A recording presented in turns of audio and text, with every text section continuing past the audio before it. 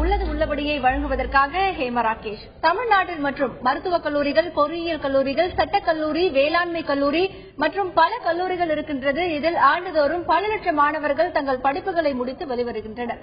படிப்புகளை முடித்து வெளிவரக்கூடிய மாணவர்களுக்கு சரியான அளவில் வேலைவாய்ப்பு இருக்கிறதா? அதே நேரத்தில் கல்விக்காக ஒவ்வொரு ஆண்டும் மத்திய மற்றும் மாநில அரசு பட்ஜெட்டில் நிதி ஒதுக்கீடு செய்து அதற்கான பல திட்டங்களை அறிவித்து வருகிறது. கல்விக்காக செலவழிக்கக்கூடிய தொகை என்பது மிக அதிக அளவில் காணப்படுகின்றது. அந்த செலவழிக்கக்கூடிய தொகை என்பது சரியாக மாணவர்களுக்கு போய் சேர்ந்திருக்கிறதா? அதற்கான பயன்கள் என்பது மாணவர்கள் எந்த அளவுக்கு பயனடைந்திருக்கிறார்கள்? மத்திய மற்றும் மாநில அரசுகள் கல்விக்காக வழங்கக்கூடிய திட்டங்கள் என்னென்ன? தற்பொழுது தமிழக அளவில் இருக்கக்கூடிய மத்திய பல்கலைக்கழகங்கள் மத்திய அரசால் செயல்படுத்தக்கூடிய பல்வேறு நலத்திட்டங்கள் பற்றி இன்றைய உள்ளது உள்ளபடி நிகழ்ச்சியில் பார்க்க இருக்கிறோம். இன்றைய உள்ளது உள்ளபடி நிகழ்ச்சியில் தங்களுடைய கருத்துக்களை பதிவு செய்வதற்காக நம்முடைய செய்தி அரங்கிற்கு வந்திருக்கிறார் கலை அறிவியல் கல்லூரியின் முன்னாள் இயக்குனர் திரு முத்துவீர கணபதி. தற்பொழுது இந்த உள்ளது உள்ளபடி நிகழ்ச்சியில் மேலும் பல்வேறு கருத்துக்களை பதிவு செய்ய காத்திருக்கிறார் திருச்சி செய்தி அரங்கில் மதுரை காமராசர் பல்கலைக்கழகத்தினுடைய முன்னாள் துணைவேந்தர் திரு கற்பக குமாரவேல். அடுத்ததாக நம்முடைய சேலம் செய்தி அரங்கில் காத்திருக்கிறார் கல்வியாளர் திரு அருண் விஜய். தற்பொழுது கல்வியை பொறுத்தவரை தமிழகத்தில் இருக்கக்கூடிய பல கல்லூரிகளுக்கு மத்திய மற்றும் மாநில அரசின் சார்பாக நிதி உதவி வழங்கப்பட்டு வருகிறது. தற்பொழுது தமிழகத்தில் இருக்கக்கூடிய கல்லூரியின் விவரங்களை பற்றி பார்க்கலாம். முதலாவதாக தமிழகத்தில் இருக்கக்கூடிய பல்கலைக்கழகங்கள், தமிழகத்தில் மட்டும் மாநில பல்கலைக்கழகங்கள் 21 செயல்பட்டுக் கொண்டிருக்கின்றது.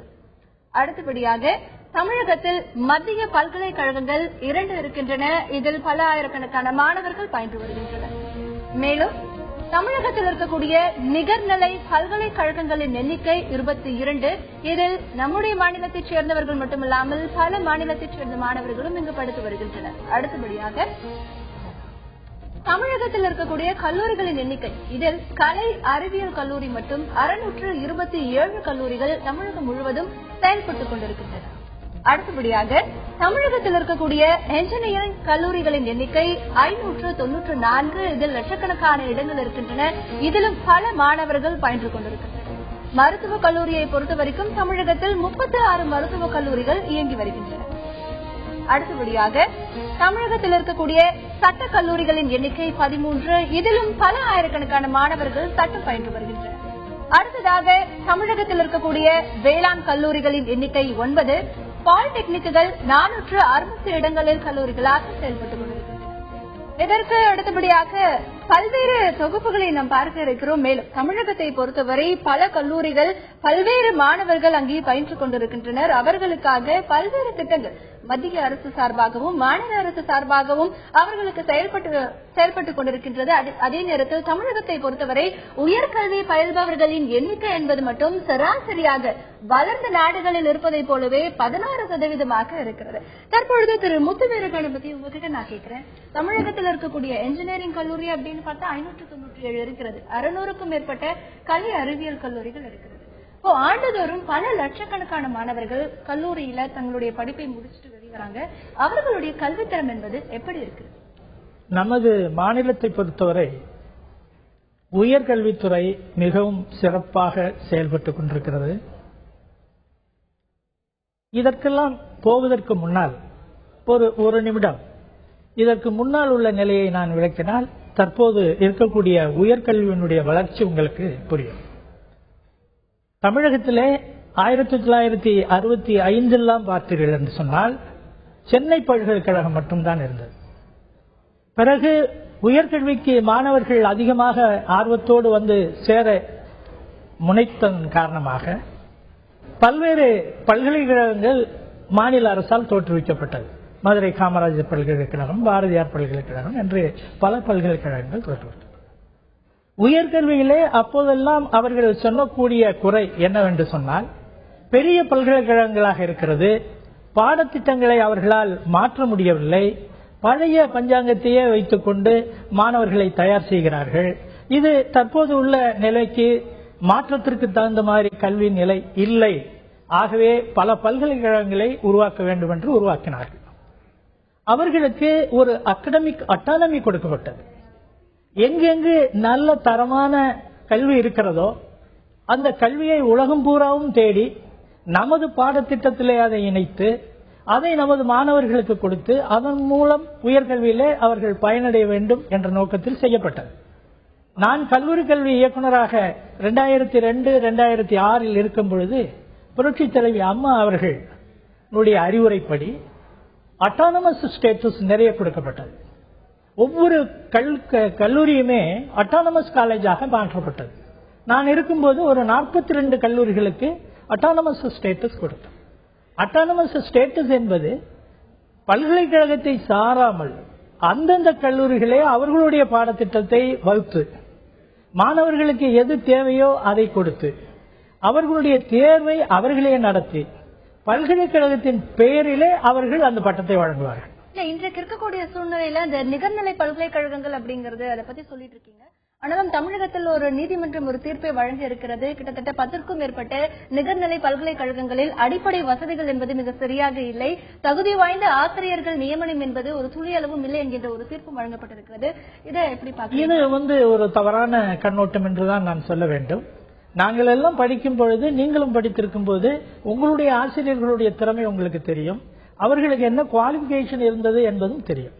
நான் எம்காம் படித்தேன் என்று சொன்னால் எனக்கு டீச் பண்ண ஆசிரியர் எம்காம் தான் படித்திருந்தார். அவரிடம் எம்ஃபில் இல்லை, பிஹெச்டி இல்லை.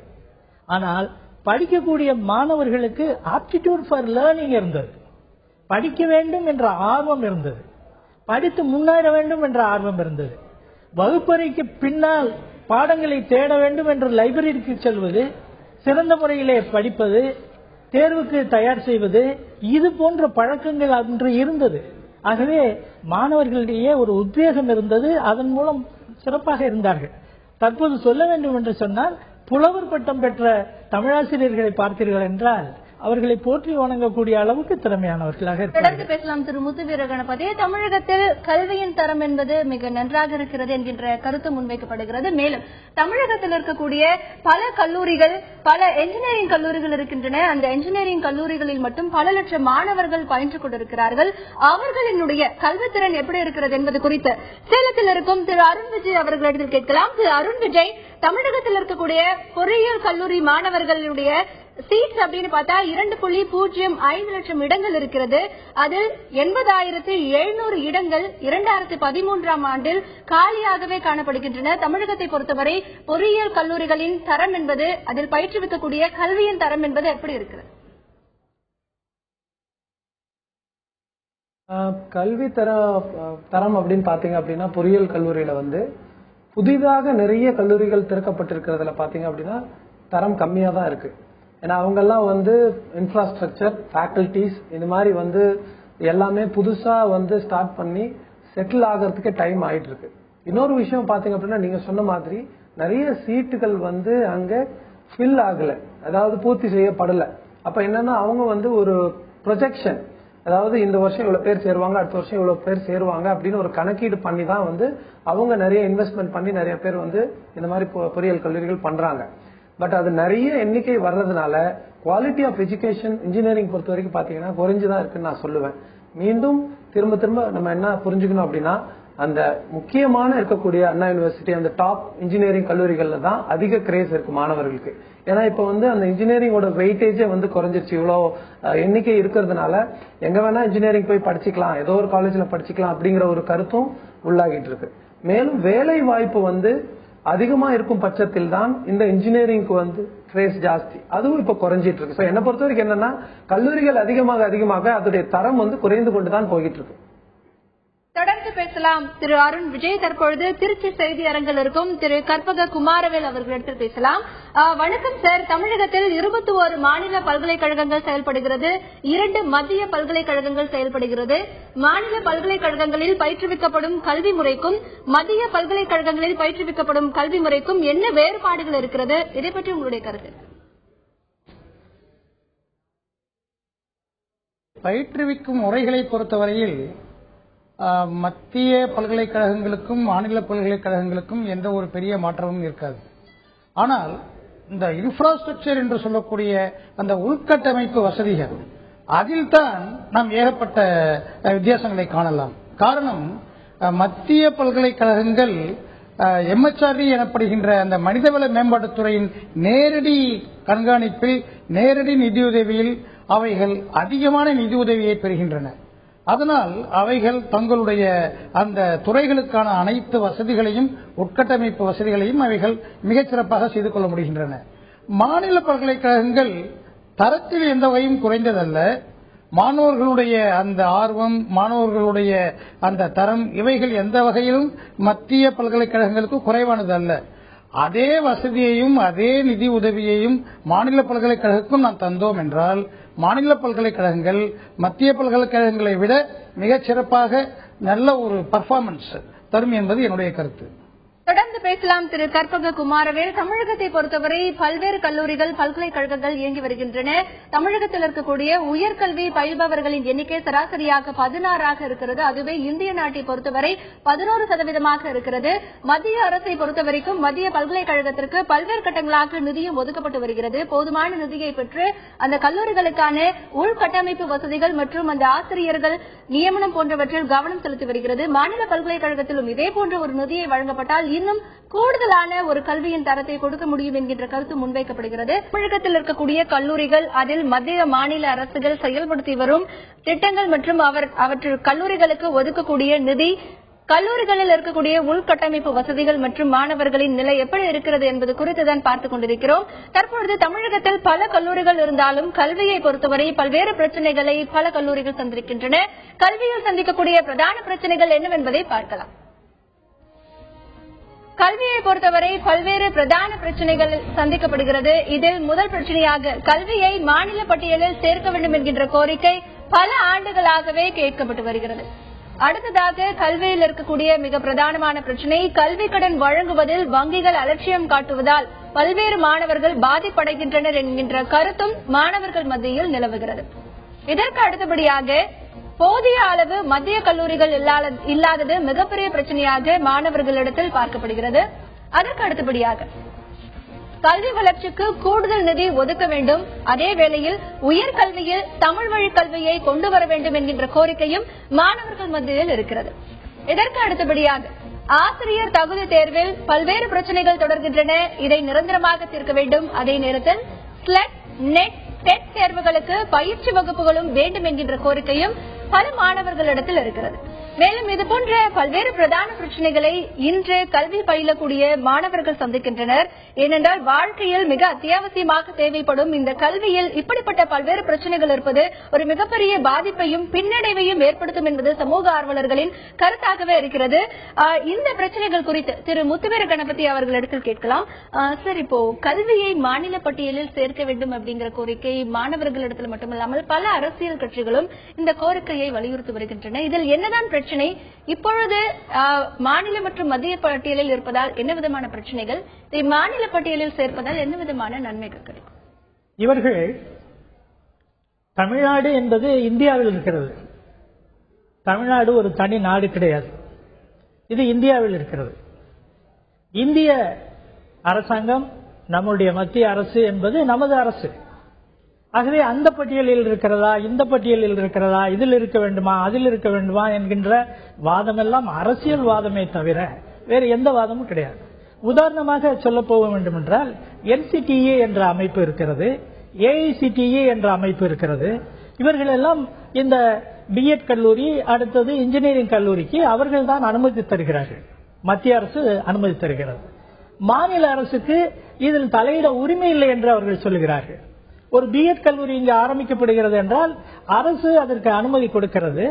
ஆனால் NCTA அனுமதி தரவில்லை என்று சொன்னால் அந்த கல்லூரியை ஆரம்பிக்க முடியாது. அப்போ ரிபக்னன்சி என்று சொல்லுகிறார்கள்.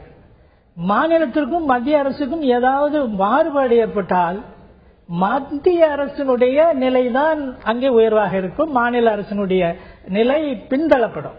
இதுதானே ஒழிய இது அட்மினிஸ்ட்ரேட்டிவ் ப்ராப்ளம். ஆகவே ஒரு காமன் ஏஜென்சி சென்ட்ரல்ல இருந்து அதை நீங்க மானிட்டர் பண்ணுங்கிறது தவறுன்னு சொல்ல முடியாது. அதே நேரத்தில் நம்ம என்ன வாதத்தை வைக்கிறோம், மத்திய அரசினுடைய பல்கலைக்கழகங்கள்லாம் இங்க நிறைய வந்தா நல்லா இருக்குங்கிறோம். சில இதுல என்ன சொல்றோம், மத்திய அரசு இங்க தலையிடக்கூடாதுங்கிறோம். கல்வியில யார் தலையிட்டால் என்ன, யார் தலையிடவில்லை என்றால் என்ன, நல்ல தரமான கல்வியை யார் கொடுத்தாலும் ஏற்றுக்கொள்ளலாம். இது இந்தியாவினுடைய ஒரு பகுதி என்பதை இவர்கள் உணர வேண்டும். தமிழ் தமிழ் என்று சொல்லி தமிழ் மீடியத்திலேயே படிக்க வேண்டும் என்று சொல்லுகிறார்கள். எனக்கு தெரியும், நான் அரசு கல்லூரியில பேராசிரியராக இருந்தவன், முதல்வராக இருந்தவன். டைரக்டராக இருந்தவன் ஆங்கில வழி கல்வி என்று மாணவர்கள் சேருவார்கள், தமிழிலே தான் எழுதுவார்கள். ஆனா டிகிரி மட்டும் என்ன சொல்லுவாங்க, இங்கிலீஷ் மீடியம்னு போட்டு கொடுத்துருங்க, அப்பதான் எனக்கு மரியாதையா இருக்கும்னு போயிடுவாங்க. ஆகவே தமிழ் வழி கல்வி, ஆங்கிலத்தில் பயிலக்கூடிய மாணவர்கள் எல்லோருமே தமிழில் தான் எழுதுகிறார்கள். உதாரணமாக பார்த்தீர்கள் என்றால் இந்த வக்கீல்கள் எல்லாம் இப்ப போராட்டம் பண்ணி கொண்டிருந்தார்கள். அவர்கள் எல்லாம் ஆங்கிலத்திலே படித்தவர்கள். ஜூரிஸ்ப்ரூடன்ஸாக இருக்கட்டும், கான்ட்ராக்டாக இருக்கட்டும், அதையெல்லாம் ஆங்கிலத்திலே எழுதினவர்கள். எழுதிவிட்டு படித்து விட்டு இப்போ வக்கீலாக வரும்போது அவர்கள் என்ன சொல்கிறார்கள், நாங்கள் தமிழில் தான் வாதாட முடியும், ஆங்கிலத்தில் தெரியாது. அப்ப ஆங்கிலத்தில் தெரியாதுன்னா ஆங்கிலத்தில் படிச்சீங்களா படிக்கலையா? அப்ப நீங்க ஆங்கிலத்தில் படிச்சு டிகிரி வாங்கினீங்களா வாங்கலையா? இது போன்ற பல குளறுபடிகள் இதையெல்லாம் கேட்டா டெய்லி பொழுதுபோக்குறதுக்காக பேசக்கூடிய பேச்சுகளாகத்தான் திரு முத்துவீர கணபதி. கல்வியை பொறுத்தவரை பல்வேறு பிரச்சனைகள் இருக்கிறது. தரமான கல்வியை யார் வழங்கினாலும் அது ஏற்றுக்கொள்ளப்பட வேண்டும் என்கின்ற கருத்தும் இங்கே நிலவுகிறது. தமிழகத்தில் கல்வியை பொறுத்தவரை தற்பொழுது ஆசிரியர் தகுதி தேர்வு என்பது பல்வேறு கட்டங்களாக பல பிரச்சனைகளை சந்தித்து வருகின்றது. தற்பொழுது இப்பொழுது இருக்கின்ற நிலையில் இந்த ஆசிரியர் தகுதி தேர்வில் 90 மதிப்பெண்கள் பெற்று 25,000 பேர் தேர்ச்சி பெற்றிருக்கின்றனர். தற்பொழுது வழங்கியிருக்கின்ற தீர்ப்பின்படி மதிப்பெண்கள் 82ஆக குறைக்கப்பட்டிருக்கிறது. இதனால் கூடுதலாக 45,000 பேர் தேர்ச்சி பெற்றிருக்கின்றனர். இதில் தொடரக்கூடிய பிரச்சனைகளுக்கு என்னென்ன காரணம்? கல்வியாளர் திரு அருண் விஜய் அவர்களிடம் கேட்கலாம். திரு அருண் விஜய், ஆசிரியர் தகுதி தேர்வை பொறுத்த வரைக்கும் ஒரு தரப்பினர் இந்த தகுதி தேர்வு என்பது தேவையில்லை, ஏனென்றால் பல கட்டங்களாக தான் நாங்கள் படித்து முடித்துவிட்டு தேர்வாகிதான் வருகிறோம் என்கின்ற கருத்தும் பலரிடத்தில் நிலவுகிறது. அதே நேரத்தில் ஆசிரியர் தகுதி தேர்வு தேவை என்கின்ற கருத்தும் நிலவுகிறது. என்னதான் பிரச்சனை இந்த ஆசிரியர் தகுதி தேர்வு? இதை நீங்க எப்படி பாக்குறீங்க? ஆசிரியர் தகுதி தேர்வு என்பது நிச்சயமாக தேவை. ஏன் அப்படின்னு பாத்தீங்க அப்படின்னா, நிறைய ஆசிரியர்கள் படிச்சுட்டு வெளியே வரும்போது வெவ்வேறு பல்கலைக்கழகத்திலிருந்து வெளியே வருவாங்க. சோ அவங்களுக்கு எப்பயுமே அந்த மாதிரி பொது ஒரு நுழைவு தேர்வு மாதிரி வச்சு பண்ணும்போது அதுல போட்டியிட்டு அதுல முன்னணியா வரக்கூடியவங்களுக்கு நம்ம வாய்ப்பு கொடுக்கலாம். ஆனா அதுல இந்த மாதிரி குறிப்பா பக்கத்துல மார்க் வச்சு கொடுக்கும்போது இந்த மாதிரி பிரச்சனைகள் நிறைய ஏற்படுது. அதுல ஒரு மார்க் கொஸ்டின் வேற மாதிரி இருக்கு, அல்லது அதுல தப்பா கேட்டிருக்காங்க. இந்த மாதிரி இதெல்லாம் கோர்ட்டுக்கு போறது கொஞ்சம் மனசு கஷ்டமா தான் இருக்கு. இதெல்லாம் பார்க்கும்போது ஒரு தேர்வு அப்படின்னு பார்க்கும்போது அதுக்கு நம்ம முன்னுரிமை கொடுத்து, ஏன்னா இப்ப 10ஆம் வகுப்பு கூட நம்ம தேர்வு நடத்துறோம். அது ரொம்ப முக்கியம். ஏன்னா மாணவர்களுக்கு ஒரு போட்டி திறனை வளர்த்துறோம், காம்படிட்டிவ் ஸ்பிரிட் வளர்த்துறோம்.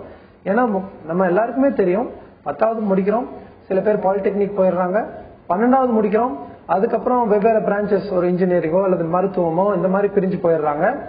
வாழ்க்கைன்னு வரும்போது நிறைய விஷயங்களை அவங்க சந்திக்க வேண்டியிருக்கு. அப்போ போட்டி திறன் நிச்சயமா தேவை. அதுக்கு இந்த மாதிரி ஸ்லெட், நெட், டெட் இந்த மாதிரி எக்ஸாம்ஸ் எல்லாம் ரொம்ப முக்கியம். இதுல டெட் இப்ப தமிழ்நாடு லெவல்ல பண்றது பாத்தீங்கன்னா அது நிறைய அந்த பர்டிகுலர் டைம்ல மட்டும் நிறைய பேர் படிச்சு அதை பாஸ் பண்றாங்க. சோ அதை எப்படி வரைமுறைப்படுத்தலாம் அப்படிங்கறது மாநில அரசு கொஞ்சம் யோசிச்சு இன்னும் கொஞ்சம் தரமாக அந்த தேர்வை நடத்தினா நல்லா இருக்கும் அப்படிங்கிறது என்னுடைய கருத்து. அதே மாதிரி எப்ப வேகன்சி உருவாகுதோ அப்ப மட்டும்தான் இந்த தேர்வு நடக்குது. அப்படி இல்லாமல் இது ஒரு குவாலிஃபையிங் தேர்வா, அதாவது வருஷத்துக்கு ஒரு முறையோ அல்லது 2 முறையோ தொடர்ந்து இது இதுக்கு மேல மார்க் வாங்குறவங்க இதை தேர்ச்சி பெற்றிருக்காங்க அப்படிங்கிற ஒரு சிஸ்டம் மாநில அரசு கொண்டு வந்துச்சு அப்படின்னா இந்த பிரச்சனைகளுக்கு ஒரு தீர்வு காணலாம். ஏன்னா என்ன பண்றோம் அப்படின்னா, எப்ப நமக்கு ஆள் தேவையோ, மாநில அரசு எப்ப நமக்கு ஆசிரியர்கள் தேவையோ திடீர்னு ஒரு டெஸ்ட் இப்படி அனௌன்ஸ் பண்ணது எல்லாருமே போய் அலமோதுறாங்க. நீங்க பாத்தீங்க அப்படின்னா எழுதாதவங்க கிடையாது இந்த டெட் எக்ஸாம். வெவ்வேறு துறையில இருந்து எனக்கு தெரியும் நிறைய பேர் இதை ட்ரை பண்றாங்க. சோ இது ஆசிரியர் வேலை மிகப்பெரிய ஒரு வேலை அப்படின்னு நினைச்சு எல்லாருமே ட்ரை பண்றாங்க. அந்த சூழல் மாறணும். எல்லாரும் என்ன பண்ணணும் அப்படின்னா, இது இயர்லி ஒன்ஸ், வருடத்துக்கு ஒரு தடவை இதை வச்சு ஒரு குவாலிஃபையிங்கா, அதாவது இப்ப எப்படி ஸ்லெட் நெட் இருக்கோ அதே மாதிரி இதை கொண்டு வந்தோம் அப்படின்னா தமிழ்நாட்டில் இந்த பிரச்சனைகள் சால்வ் ஆகி நல்ல டீச்சர்ஸ் வருவாங்க. அதே மாதிரி ஆரம்ப கல்வியில மாநில அரசு அதிக தியானம் செலுத்த வேண்டும். இப்ப நமக்கு தெரியும் மெட்ரிகுலேஷன் ஸ்கூல்ஸ் இதெல்லாம் சமச்சீர் கொண்டு வந்துட்டாங்க. இருந்தாலும் மாநில அரசு இந்த கவர்மெண்ட் ஸ்கூல்ஸ், அதாவது மாநில பள்ளிக்கூடங்கள் இருக்கு இல்லையா, அங்க கல்வி தரத்தை நல்லா கொண்டு வரணும். அங்க இருக்கக்கூடிய மாணவர்களை ஊக்குவிக்கிற அளவுக்கு கல்வி இருக்கணுங்கிறதா என்னுடைய கருத்து. தொடர்ந்து பேசலாம் திரு அருண் விஜய். தமிழகத்தில் இருக்கக்கூடிய ஆசிரியர் தகுதி தேர்வு என்பது தேவை என்கின்ற போது மட்டுமில்லாமல் தற்பொழுது இருக்கக்கூடிய ஸ்லெட் நெட் தேர்வை போன்று வருடத்திற்கு ஒருமுறை கண்டிப்பாக அது எலிஜிபிலிட்டி டெஸ்டாக அமைத்தால் அது இன்னும் நல்ல பலனை கொடுக்கும் என்கின்ற கருத்து முன்வைக்கப்படுகிறது. திரு கற்பக குமாரவேல், உங்ககிட்ட நான் கேட்கிறேன், தற்பொழுது தமிழகத்தில் போதிய அளவு மத்திய கல்லூரிகள் இல்லை என்கின்ற நிலை இருக்கிறது. இதற்கு என்ன காரணம்? அதற்கு என்ன மாதிரியான விதிமுறைகள் இருக்கிறது? ஏன் தமிழகத்தில் அதிக அளவிலான மத்திய கல்லூரிகள் இல்லை? அதாவது மத்திய பல்கலைக்கழகங்கள் என்பது புதுச்சேரியிலே ஒரு மத்திய பல்கலைக்கழகம் இருக்கின்றது. திருவாரூரிலே தமிழ்நாடு மத்திய பல்கலைக்கழகம் இருக்கின்றது. கல்லூரிகளை பொறுத்தவரையில் பல்கலைக்கழகங்களோடு இணைவு பெற்ற இணைப்பு கல்லூரிகள் ஒருபுறம் இருக்கின்றன. மற்றொன்று அந்த அட்டானமஸ் காலேஜஸ் என்று சொல்லப்படுகின்ற தன்னாட்சி கல்லூரிகள், அவைகளும் இறங்கி வருகின்றன. இந்த தன்னாட்சி கல்லூரிகளிலே மிகச் சிறப்பாக பணிபுரிந்த கல்லூரிகள் தேர்ந்தெடுக்கப்பட்டு அவைகள் colleges with potential for excellence என்கின்ற ஒரு அந்தஸ்தினையும் தரப்படுகின்றது. அதாவது ஆற்றல்சார் கல்லூரிகள் என்கின்ற அந்த ஒரு அந்தஸ்து பல்கலைக்கழக மானியக் குழுவின் ஒரு சிறப்பான ஒரு தனி நிதியுதவியோடு அந்த அந்தஸ்தினை இந்த கல்லூரிகள் பெறுகின்றன. ஆக இவைகள் எல்லாமே அந்த கல்லூரி ஆசிரியர்களுடைய அர்ப்பணிப்பு, அந்த கல்லூரிகளின் பாடத்தரம், அந்த கல்லூரிகளின் உட்கட்டமைப்பு வசதி, அந்த கல்லூரிகளுடைய அந்த ஆம்பியன்ஸ் என்று இவை அனைத்தையும் சேர்ந்த அடிப்படையில் தான் தரப்படுகின்றது. இதிலே ஒரு முக்கியமான ஒரு பிரச்சனை, நீங்கள் பிரச்சனை என்று பல பிரச்சனைகளை நீங்கள் பட்டியலிட்டீர்கள். ஒரு பிரச்சனை நான் உங்களுக்கு குறிப்பிட விரும்புவது என்னவென்றால், OECD என்கின்ற ஒரு பன்னாட்டு அமைப்பு 2011ஆம் ஆண்டு 73 உலக நாடுகளிலே ஒரு சோதனையை மேற்கொண்டது.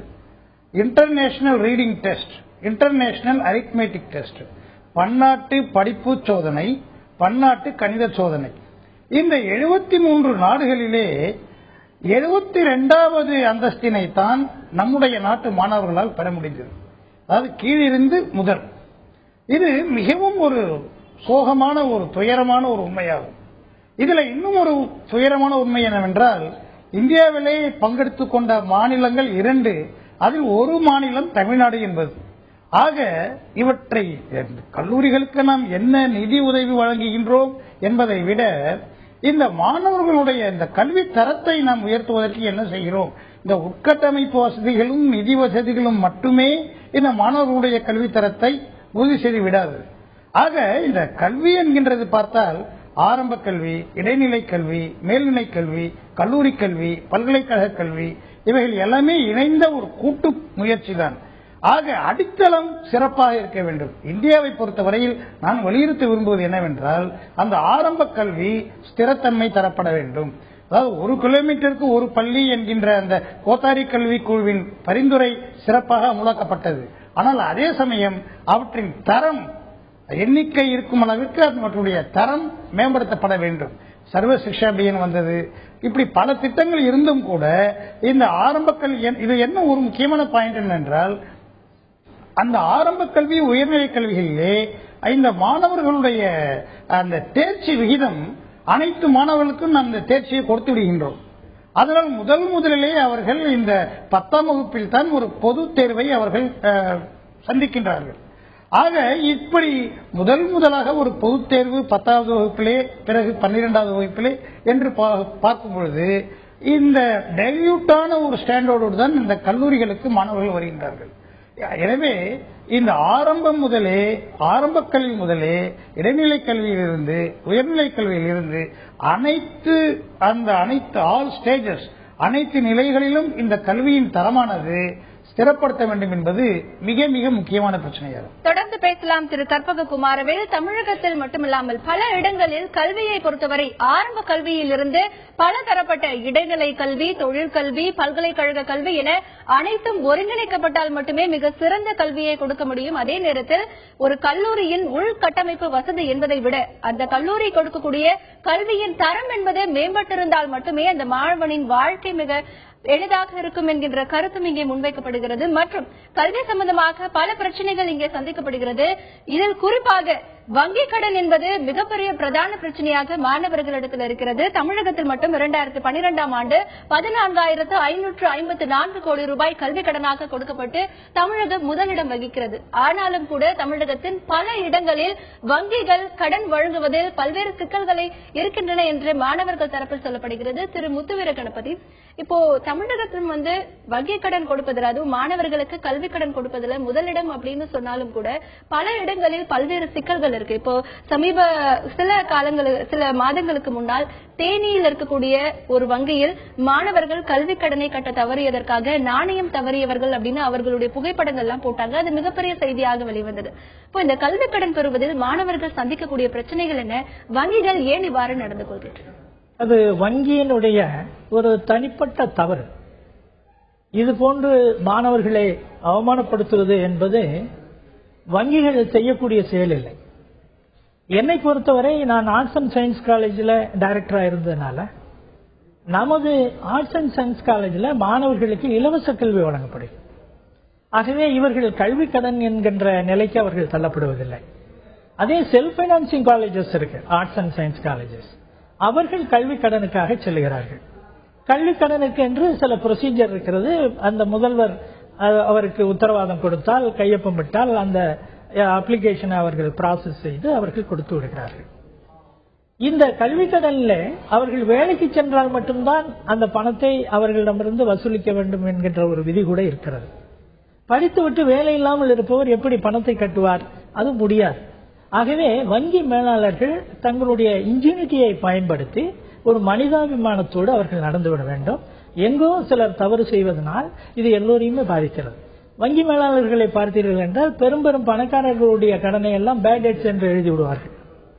ஆனால் மாணவர்களுடைய கடன் பாவம், அவர்கள் படிப்பதற்கே வாய்ப்பில்லை, ஏதோ பணத்தை வாங்கினார்கள் என்றால் அவர்கள் பெரிய குற்றவாளியாக இவர்கள் காட்டுவார்கள். அது எதை காட்டுகிறது என்றால் அந்த மேனேஜருடைய போலித்தன்மை, அவர்களுடைய டபுள் ஸ்டாண்டர்டை காட்டுது.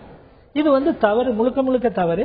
வங்கி உதவி நிச்சயமாக மாணவர்களுக்கு தரப்படுகிறது. தொடர்ந்து பேசலாம் திரு முத்துவீர கணபதி. கல்வி கடனை பெறும் மாணவர்கள் தாங்கள் வேலைக்கு சென்றவுடன் அந்த கல்வி கட்டணத்தை திரும்ப செலுத்த வேண்டும் என அரசு கூறுகிறது. ஆனால் அதற்கான வேலை வாய்ப்பு என்கின்ற உத்தரவாதத்தை தருவது யார்? தமிழகத்தில் இருக்கக்கூடிய கல்லூரிகள் மற்றும் அதில் பயிலக்கூடிய மாணவர்கள் என்ன விதமான பிரச்சனைகளை சந்திக்கிறார்கள்?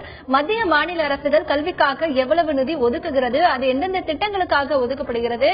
இவ்வளவு செலவழித்து செய்யக்கூடிய திட்டங்கள் மூலம் பயிற்றுவிக்கக்கூடிய கல்வி என்பது அந்த மாணவர்களின் வாழ்க்கைக்கு தரமானதாக தேவையானதாக இருக்கிறதா? அந்த வாழ்க்கைக்கு தேவையான வேலை வாய்ப்பு கொடுக்கிறதா என்பதற்கான ஒரு கேள்வி அனைத்து மாணவர்களிடத்திலுமே எழுகிறது. ஏனென்றால் தமிழகத்தில் இருக்கக்கூடிய அனைத்து கல்லூரிகளிலுமே பல மாணவர்கள் பல லட்சங்களில் பயில்கின்றனர். அதே நேரத்தில் மாணவர்கள் வங்கிகளிலிருந்து கல்வி கடன் வாங்கி தங்களுடைய படிப்பை நிறைவு செய்கின்றனர். ஆனால் அந்த கடன் வாங்கி படிக்கக்கூடிய அந்த படிப்பு என்பது வேலை வாய்ப்பை தருகிறதா? அதற்கான உத்தரவாதம் என்பது எப்படி இருக்கிறது என்பது குறித்து நாம் பார்க்க இருக்கிறோம். அதற்கு முன்னதாக தமிழகத்தில் இருக்கக்கூடிய கல்லூரிகள் அவற்றின் நிலை என்பது எப்படி இருக்கிறது என்பது குறித்து பார்க்கலாம். தமிழகத்தில் இருக்கக்கூடிய கல்லூரிகளின் நிலை, கூடுதல் கட்டணம் வசூலிப்பதாக பல்வேறு மாணவர்களிடத்தில் புகார்கள் இருக்கிறது. அதே நேரத்தில் அரசு கல்லூரிகளில் போதிய அடிப்படை வசதிகள் இல்லை என்பது பெரும்பாலான மாணவர்களின் குற்றச்சாட்டாக இருக்கிறது. மேலும் தனியார் கல்லூரிகளில் பயிற்சி இல்லாத ஆசிரியர்கள் இருப்பதால் மாணவர்களின் கல்வித்தரம் பாதிக்கப்படுகிறது. ஆராய்ச்சி கூடங்கள் மற்றும் நூலக வசதி இல்லாத காரணத்தினால் மாணவர்களின் பன்முகத்திறன் வெளிப்படாத சூழல் நிலவுகிறது. ஆசிரியர்கள் மற்றும் அலுவலர்களின் பற்றாக்குறை இருப்பதனால் தரம் என்பது கேள்விக்குறியாக இருக்கிறது. நீதி போதனை கல்வியில் கவனமின்மை போன்ற காரணத்தினால் மாணவர்களுக்கு இருக்கக்கூடிய சமூக அக்கறை என்பது மிக குறைந்த அளவாக இருக்கிறது. பயிற்சி பட்டறை மற்றும் பயில் அரங்கங்களில் கவனமின்மை காரணமாக ஒரு வேலை வாய்ப்புக்கான நேர்முக தேர்வுக்கு செல்லும் பொழுது அங்கே தோல்வி அடையக்கூடிய சூழ்நிலை இருக்கிறது. மதிப்பெண்களை மட்டுமே மையப்படுத்திய கல்வி முறை இருக்கின்ற காரணத்தினால் ஒரு சமூகத்தில் வேலை வாய்ப்பிற்காக செல்லக்கூடிய மாணவர்களின் வாழ்க்கை என்பது ஒரு கேள்விக்குறியாகவே காணப்படுகிறது. மேலும் பல்வேறு பிரச்சனைகளை பல்வேறு விதமான மாணவர்கள் பல கட்டங்களாக சந்திக்கின்றனர். கல்வி என்பது வாழ்க்கையில் மிக அத்தியாவசியமான ஒன்று, வேலை வாய்ப்பை தரக்கூடிய விஷயங்களில் ஒன்று. ஆனால் அந்த வேலை வாய்ப்பு என்பது இன்றைய கல்வி முறையில் எப்படி சாத்தியம் என்பது கல்வியாளர் திரு அருண் விஜய் அவர்களிடத்தில் கேட்கலாம். திரு அருண் விஜய், நீங்க சொல்லுங்க. ஏற்கனவே திரு கற்பக குமாரவேல் சொன்னாரு, OCED நடத்திய ஒரு சோதனையில் 73 நாடுகள் பங்கேற்றன. அதில் 72வது இடத்தை இந்தியா பிடித்தது. அதிலும் தமிழகம் கலந்து கொண்ட இந்த ஒரு போட்டியில் இப்படிப்பட்ட ஒரு இடத்தை பிடித்திருப்பது ஒரு மிகப்பெரிய கவலையாகவே பார்க்கப்படுகிறது. அப்போ அந்த கல்வியின் தரம் என்பது எப்படி இருக்கிறது? இன்றைக்கு இருக்கக்கூடிய கல்வியின் தரம் மாணவர்களுக்கு சரியான வேலை வாய்ப்பை உருவாக்கி தருகிறதா?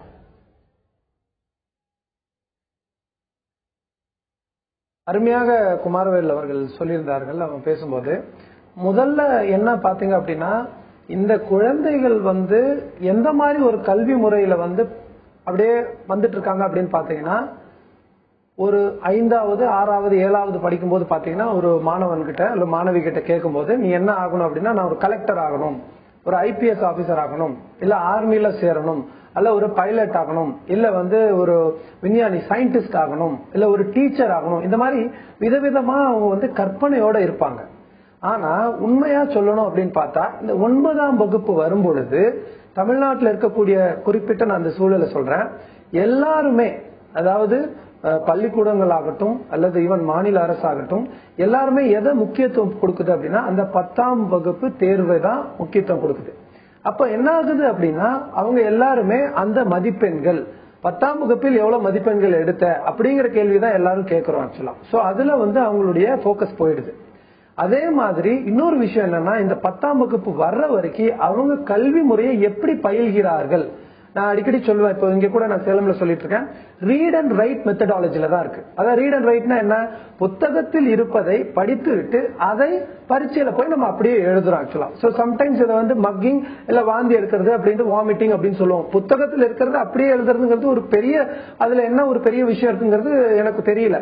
இப்ப அவர் குமரவேல் ஐயா சொன்ன மாதிரி international maths olympiad, science olympiad இந்த மாதிரி நிறைய போட்டிகள் 2ஆம் வகுப்பில் இருந்து மாணவர்களுக்கு இருக்கு. ஆனா எத்தனை பள்ளிக்கூடங்கள் அதுல இது பண்ணுது அப்படின்னா கேள்விக்குறி. அதுலயும் குறிப்பா பாத்தீங்க அப்படின்னா தனியார் பள்ளிகள் வேணா ஏதோ ஒரு சில பள்ளிகள் இதுக்கு முக்கியத்துவம் கொடுக்குறாங்க. அதுவும் சுத்தமா அரசு பள்ளிகள் இந்த மாதிரி பிரைவேட்டா வரக்கூடிய எக்ஸாம்ஸ்க்கு எல்லாம் எக்ஸ்போஷரே இந்த குழந்தைங்களுக்கு கிடையாது. சோ இதெல்லாம் யார் பாக்குறது? அதனாலதான் நம்ம சொன்னோம், ஆரம்ப கல்வியை அந்த மாணவர்கள்ல உண்மையான திறன் என்ன இருக்கு அதை வெளியே கொண்டு வர மாதிரி இருக்கிறதா கல்வி. சுவாமி விவேகானந்தர் அழகா சொல்லியிருக்காரு, education is the perfection, manifestation of the perfection already in man. உள்ளே இருக்கக்கூடிய அந்த தனித்திறமை முழுமையாக வெளியே கொண்டு வரதான் கல்வியாக இருக்க முடியும். ஆக்சுவலா வெறுமனே அதுல இருக்கக்கூடிய புத்தகத்தை மனப்பாடம் பண்ணி எழுதிட்டு இருக்கோம், இது 10ஆவதுல நடக்குது. அதனால 9வது பாடத்திட்டத்தை சில ஸ்கூல்ஸ்ல ஒமிட் பண்ணிடுறாங்க, ஏன்னா அவங்க ஸ்கூல் டாப்ல வரணும் அப்படின்ட்டு. அதே மாதிரி 11ஆம் வகுப்பு போது என்ன ஆகுது, அதுக்கு காமன் எக்ஸாம் இல்லாததுனால, பொது தேர்வு இல்லாததுனால 11ஆம் வகுப்பு பாடத்திட்டம் நிறைய பள்ளிக்கூடத்துல எடுக்கிறதே இல்லை. அதுல நிறைய பேசிக்ஸ் இருக்கு. அப்புறம் 12வது வரும்போது வெறும் மார்க், அந்த ப்ளூ பிரிண்ட், அந்த புத்தகத்தில் இந்த 10 மார்க், இந்த 5 மார்க், இந்த 1 இப்படி இருக்கு. ஆக்சுவலா இப்படி இருக்கிறதுனால இந்த கல்வி திறன் ரொம்ப கம்மியா தான் இருக்கு. 2வது அந்த மாணவர்கள் ஆகட்டும், பெற்றோர்கள் ஆகட்டும், ஆசிரியர்கள் எல்லாமே மார்க் மார்க் மார்க்கும் போது மாணவர்களுக்கு அந்த 2ஆவதுல 12வது வர வரைக்கும் அந்த பிரெயினோட டெவலப்மெண்ட் ரொம்ப அழகா இருக்கும். சோ அப்பதான் அந்த ரிசீவிங் ஜாஸ்தி. அப்போ நம்ம கல்வி முறையை புரியுற மாதிரி திங்க் அண்ட் அப்ளை அப்படிங்கிற மாதிரி படித்ததை ஏன் எதற்கு எப்படி அப்படிங்கிற கல்வி முறையை கொண்டாந்தாதான் இதுல நிறைய மாற்றங்களை கொண்டாந்து சுயமா அந்த மாணவர்கள் நீங்க சொன்ன மாதிரி இன்டர்வியூ எல்லாம் போகும்போது எந்த ஒரு விஷயத்தையும் போல்டா பேஸ் பண்ண முடியும். ஏன்னா அருண் விஜய் தொடர்ந்து பேசலாம். தற்பொழுது இருக்கக்கூடிய கல்வி என்பது ஆரம்ப கல்வியில் மிக சரியான ஒரு கல்வி, தரமான கல்வியை வழங்க முடிந்தால்தான் அது அதற்கு அடுத்தபடியாக உயர்கல்வியில் தரமான கல்வியை பயில முடியும். மதிப்பெண்களை மட்டுமே மையப்படுத்திக் கொண்டிருக்கின்ற இன்றைய கல்வி முறை என்பது வேலை வாய்ப்பிற்கு என்ன விதமான உத்தரவாதத்தை தருகிறது என்கின்ற கருத்தும் இங்கே முன்வைக்கப்படுகிறது. திரு கற்பக குமாரவேல், உங்ககிட்ட நான் கேட்கிறேன், இப்போ பல இடங்கள்ல கல்வி முறை என்பது மிக பரவலாக ஒரு பிஜி முடிச்சிருக்காங்க அப்படின்னா, எம்ஏ இங்கிலீஷ் லிட்டரேச்சர் ஒரு பிஜி முடிச்சிருக்காங்க, அதே கல்லூரியில் அவர்கள் பேராசிரியராக சேரக்கூடிய சூழ்நிலை இருக்கிறது. அவர்களிடத்திலேயே அந்த மாணவர்கள் பயிலக்கூடிய சூழ்நிலை இருக்கிறது. அனுபவம் என்பது இல்லாத ஒரு நிலை அங்கே இருக்கிறது. அப்போ பல கல்லூரிகளில் ஆசிரியர்களின் தரம் என்பது எப்படி இருக்கிறது, இதை நீங்க எப்படி பாக்குறீங்க? அதாவது இந்த ஒரு அருமையான ஒரு சென்டென்ஸ் என்னன்னா, ஒரு இந்திய நாட்டின் தலையெழுத்து எதிர்காலம் வகுப்பறைகளில் ஆசிரியர்களால் தான் நிர்ணயிக்கப்படுகின்றது. இது அந்த இந்திய கல்விக் குழுவின் முதல் வார்த்தை. ஆக அந்த கோன் உயர குடி உயருங்கிற மாதிரி இது ஆசிரியர்களுடைய தரத்தை வைத்துக் கொண்டுதான் இந்த நாட்டினுடைய எதிர்காலம், நாட்டினுடைய தரம் நிர்ணயிக்கப்படுகின்றது. ஆசிரியர்களுடைய இந்த குவாலிபிகேஷன், ஸ்பெஷலைசேஷன், இவற்றில் நாம் எந்த விதமான காம்ப்ரமைஸ், விட்டுக் கொடுக்கும் தன்மையையும் நாம் அனுமதிக்கவே கூடாது. காரணம், இதை ஒன்றை நாம் காம்ப்ரமைஸ் செய்தோம் என்றால், அதாவது ஆடம் ஸ்மித் என்ற ஒரு அறிஞர் சொன்னார் என்னவென்றால், a teacher affects eternity, yesterday, today and tomorrow. அவர் 3 தலைமுறைகளையும் அவர் பாதிப்பை ஏற்படுத்துகின்றார். ஆக அப்படிப்பட்ட ஒரு சக்தி வாய்ந்த ஒரு ஆசிரியர் முழுக்க முழுக்க ஒரு தகுதியை கொண்டவராக இருக்க வேண்டும்.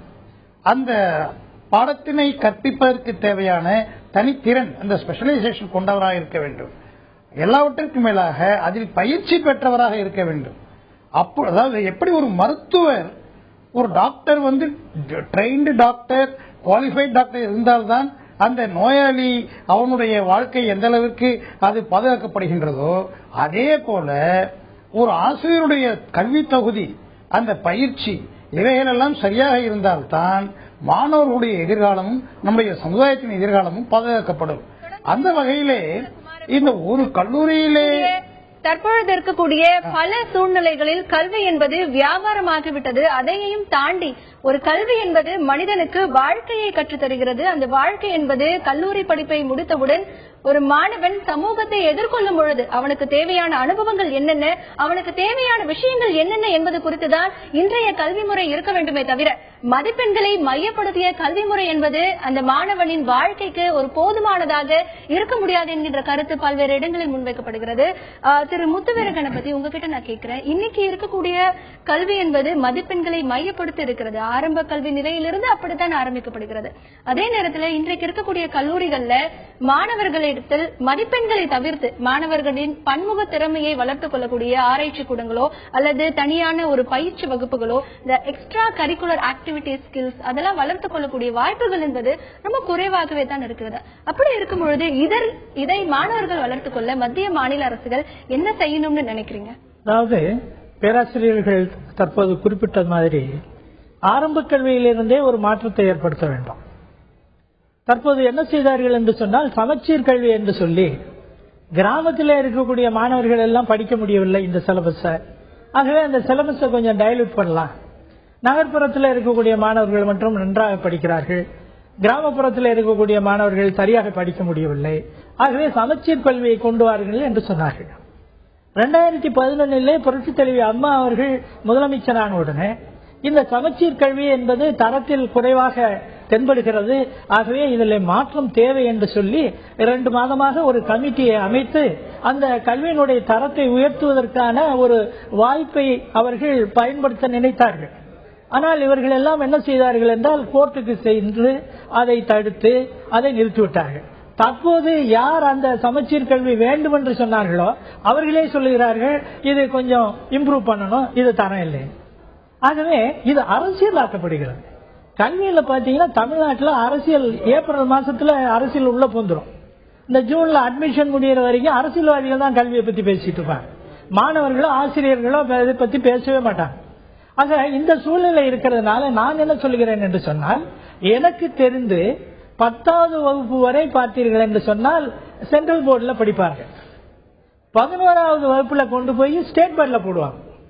எதுக்கு ஸ்டேட் போர்ட்ல போடுற, ஏற்கனவே தரமா தானே படிச்சுட்டு இருக்கானா, இல்ல ஸ்டேட் போர்ட்ல போட்டாலும் அதிக மார்க் எடுக்கலாம். தொடர்ந்து பேசலாம் திரு முத்துவீர கணபதி. கல்வியை பொறுத்தவரை பல இடங்களில் அதனுடைய தரம் என்பது கேள்விக்குறியாகவே பார்க்கப்படுகிறது.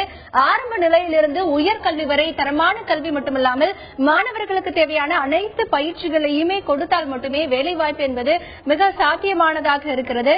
மேலும் கல்வி என்பதை பொறுத்தவரை ஒரு மாணவனுடைய வாழ்க்கைக்கு மட்டுமல்லாமல் தேர்தல் நேரங்களில் வாக்குறுதியாகவும் பயன்படுகிறது. கல்விக்கு இந்த அளவிற்கு நிதி ஒதுக்கப்படும், கல்வி வளர்ச்சிக்காக பல்வேறு திட்டங்கள் செயல்படுத்தப்படும் என பல்வேறு காலகட்டங்களில் நடைபெற்ற தேர்தல்களில் பல கட்சிகள் வாக்குறுதிகள் கொடுத்திருக்கின்றன.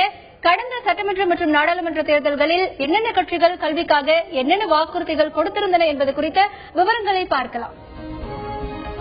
கடந்த 2011 நாடாளுமன்ற சட்டமன்ற தேர்தலில் திமுக வாக்குறுதியை அளித்திருக்கிறது. வேலை வாய்ப்பை பெறும் வகையில் பாடத்திட்டம் வழங்கப்படும் என்று 2014 நாடாளுமன்ற தேர்தலில் மாணவர்களின் வங்கிக் கடன் தள்ளுபடி செய்யப்படும் என்ற வாக்குறுதியை அளித்திருக்கிறது. 2011ஆம் ஆண்டு ஆசிரியர்களுக்கு தேவையான பயிற்சிகள் அளிக்கப்படும் என்றும் 2014ஆம் ஆண்டு கல்வியை மாநில பட்டியலில் சேர்க்க வேண்டும் என்கின்ற நிலைப்பாட்டையும் எடுத்திருக்கிறது. 2011ஆம் ஆண்டு நூலக ஆய்வக தரத்தை உயர்த்த பல நடவடிக்கைகள் எடுக்கப்படும் என்றும் 2014ஆம் ஆண்டு ஜிசிபியில் கல்விக்கு 7% ஒதுக்கப்படும் என்றும் வாக்குறுதியை தெரிவித்திருக்கிறது. 2011ஆம் ஆண்டு அனைத்து மாவட்டங்களிலும் பல்கலைக்கழகங்கள் ஏற்படுத்தப்படும் என்று வாக்குறுதி அளித்திருக்கிறது. 2014ஆம் ஆண்டு அது குறித்து எதுவும் இல்லை. 2011ஆம் ஆண்டு கல்வி கடனுக்கான வட்டியை அரசே செலுத்தும் என்கின்ற வாக்குறுதியையும் அளித்திருக்கிறது. இதற்கு அடுத்தபடியாக அதிமுகவும் கல்விக்காக பல்வேறு வாக்குறுதிகளை 2011 சட்டமன்ற தேர்தலில் அளித்திருக்கிறது.